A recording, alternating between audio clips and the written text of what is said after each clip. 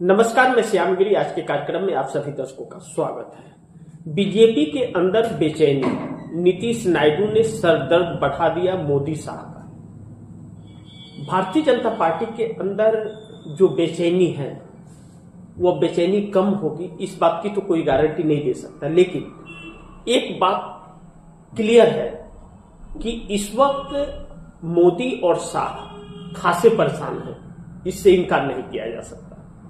जिस तरह की गतिविधियां चल रही हैं या सरकार को लेकर के जो आशंकाएं जताई जा रही हैं, वह नरेंद्र मोदी और अमित शाह के कर्म हैं जो उनके सामने आज आकर के खड़े हो गए हैं। कहते हैं कि जब आप कांटे बोओगे अपनी जिंदगी में तो कांटे ही काटने भी पड़ेंगे, क्योंकि वही फसल आपने लगाया है। तो नफरत का फसल और जो एक भावनाओं का, जिस तरह से भावनाओं के साथ इस सरकार ने खेली है आम जनता से, तो आज वह विरोध हर जगह हो रहा है। आप दर्शकों को यह जानना बहुत जरूरी है कि सच्चाई सामने नहीं आ रही है। विपक्ष सड़कों पर लगातार दिख रहा है, हर जगह, हर शहर में, हर जिले में धरना प्रदर्शन चल रहा है, सड़कों पर उतर करके विरोध कर रही है, लेकिन खबरें नदारद है, किसी तक पहुंच नहीं पाती कि लोग कहां सड़क पर हैं, विरोध कहां हो रहा है सरकार, क्योंकि मीडिया उस खबर को गायब कर दे रही है। एक प्लांट किया जा रहा है खबरों को, यूट्यूबर्स को भी और अपने आप को नेशनल मीडिया कहने वालों को भी सरकार प्लांट कर रही है, पैसे दे करके, खरीद करके। लेकिन जब उसके बाद भी दांव उल्टा पड़े तो बेचैनी तो बढ़ेगी ही। लेकिन यह बेचैनी सिर्फ विपक्षी दलों के हमलावर होने से नहीं बढ़ रही है, यह अपने खुद के घर में भी लोग विरोध कर रहे हैं, इसलिए बेचैनी ज्यादा बढ़ रही है। क्योंकि बाहर से आप निपट सकते हैं, साम दंड भेदभाव, घर से कैसे निपटेंगे? घर वाले को तो आपके वह राज पता है जो कोई नहीं जानता, और वही सच्चाइयां अब सामने आने लगी है। जब सच्चाइयां सामने आने लगी हैं तो सरकार बेचैन हो गई है, क्योंकि पहले ही मोदी सरकार 240 पर सिमटी हुई है और 240 से सरकार बन नहीं सकती, सहयोगियों के दल पे है। तो ऐसे में आरएसएस या विश्व हिंदू परिषद या भारतीय जनता पार्टी के नाराज सांसद मोदी के पक्ष में नहीं नजर आ रहे। 2024 लोकसभा चुनाव में जब भारतीय जनता पार्टी 240 पर आ गई तो संसदीय दल की बैठक नहीं हुई। उसके पहले कभी कभी हो जाती थी, बराबर होती थी, क्योंकि पूर्व बहुमत की सरकार से रुतबा था मोदी का। लेकिन असलियत सामने आ गया और 240 पर आ गई, बहुमत का आंकड़ा नहीं छू पाई, 450 पार के नारे दे रही थी। ऐसे में संसदीय दल की बैठक नहीं बुलाई नरेंद्र मोदी ने आज तक, जिससे नाराज लोगों को, सांसदों को नाराज किया। दूसरी चीज कि संसदीय दल के नेता नरेंद्र मोदी भारतीय जनता पार्टी के नहीं चुने गए हैं, सभी सांसदों का पसंद नहीं है नरेंद्र मोदी, और आज तक नरेंद्र मोदी संसदीय दल की बैठक बुलाने की हिम्मत तक नहीं दिखा पाए, क्योंकि अगर भाजपा संसदीय दल की बैठक बुलाएंगे तो उसमें उनका विरोध हो जाएगा, जो गुस्सा है वह फूट पड़ेगा लोगों का और देश के सामने आ जाएगा, तो मोदी को इस्तीफे देने पड़ेंगे। दूसरी चीज, नीतीश नायडू ने भी सरदर्द बढ़ा दिया है मोदी और शाह का। नीतीश कुमार तो ठीक है, अपनी कुर्सी को लेकर के चिपके हुए हैं, पता नहीं वो मानसिक तौर पर बीमार है या सही है, लेकिन हरकतें सही नहीं है। जिस तरह से उन्होंने वह फिर हिजाब मामले में फंस रहे हैं, वह दुर्भाग्यपूर्ण है इस देश के लिए। दूसरी तरफ चंद्रबाबू नायडू नरेंद्र मोदी से अब खासे नाराज हो गए। नाराजगी का वजह बहुत साफ है कि आंध्र प्रदेश के साथ नाइंसाफी हुई है।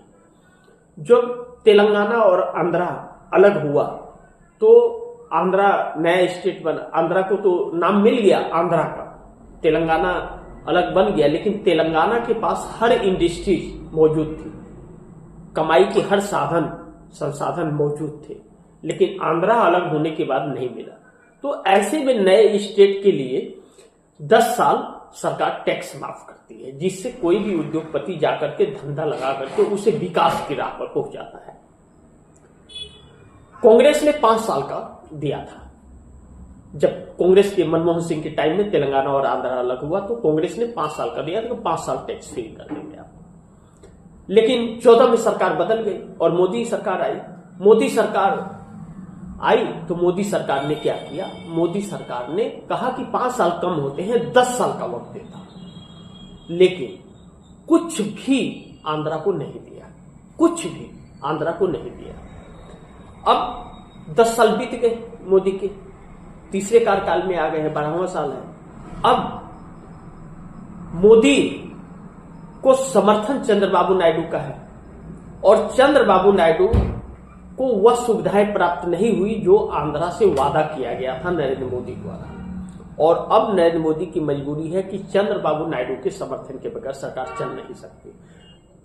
ऐसे में चंद्रबाबू नायडू 1,40,000 करोड़ नरेंद्र मोदी सरकार से लिए और उसे विकास की राह पर पहुंचाने की कोशिश की, लेकिन अमेरिका का टैरिफ का मार पड़ा, H-1B वीजा का मार पड़ा, सी फूड्स मछुआरों को 50% टैरिफ झेलनी पड़ी, 25,000 करोड़ रुपए का रेवेन्यू का नुकसान हुआ और भी बाकी नुकसान झेलते गए। वक्फ बोर्ड बिल जैसे कानून पर भी इसलिए साथ दिए कि हम आंध्रा में मुस्लिमों को राहत दे देंगे, चलो कोई बात नहीं, लेकिन तो विकास हो जाएगा। लेकिन मनरेगा को हटाकर के जी राम जी लाना, यह अब चंद्रबाबू नायडू के लिए बड़ी मुश्किल हो जाएगी। आंध्र प्रदेश इसे झेल नहीं पाएगा क्योंकि आंध्र प्रदेश के पास पैसे ही नहीं है, वह कर्ज में डूबा हुआ राज्य है। उसे बोनस में कर्ज मिला और कर्ज चुकाने के लिए जो टैक्स फ्री होने थे, टैक्स फ्री भी नहीं हुआ और वहां पे इंडस्ट्री लगे भी नहीं वैसी। अब ऐसे में चंद्रबाबू नायडू को 40% का और बोझ पड़े और 4 लाख करोड़ से ज्यादा का कर्ज हो गया है, तो फिर जब अलग हुआ था तो कर्ज नहीं था, ना के बराबर कर्ज था और टैक्स फ्री किया गया था कि वह आगे बढ़ जाएगा क्योंकि इंडस्ट्री सारा तेलंगाना में थी। जगन मोहन रेड्डी ने कर्ज खोर बना दिया, 4 लाख करोड़ से ज्यादा का कर्ज ले लिया और हुआ कुछ नहीं, विकास कुछ नहीं हुआ। अब चंद्रबाबू नायडू को वह कर्ज भरने पड़ने, जैसे मोदी ने कर्ज ले लिया, यह चले जाएंगे तो देश को भरना पड़ेगा, वैसे ही चंद्रबाबू नायडू को भरना पड़ा। अब यह 40% को लेकर के चंद्रबाबू नायडू विरोध में उतर गए हैं और कह रहे हैं कि हम तो सरकार की बात नहीं मानेंगे, यानी कि समर्थन वापसी के लिए भी वह तैयार है। और कहा जा रहा है कि 25 सांसदों के संपर्क में है, अगर वह सफलता हासिल हो गई तो मोदी सरकार को गिराने में वह कारगर साबित हो जाएगी। बहरहाल देखते हैं आगे क्या होगा, लेकिन आप दर्शकों की क्या राय है, क्या सुझाव है, कमेंट बॉक्स में जरूर दीजिएगा। इस खबर को ज्यादा से ज्यादा शेयर कीजिएगा, अपने दोस्तों को भी कहिएगा आगे शेयर करें। आपने अगर चैनल को सब्सक्राइब नहीं किया, सब्सक्राइब कर लीजिए, अपने दोस्तों को भी कहिएगा चैनल को सब्सक्राइब करें। मिलते हैं अगली खबर के साथ, तब तक के लिए नमस्कार।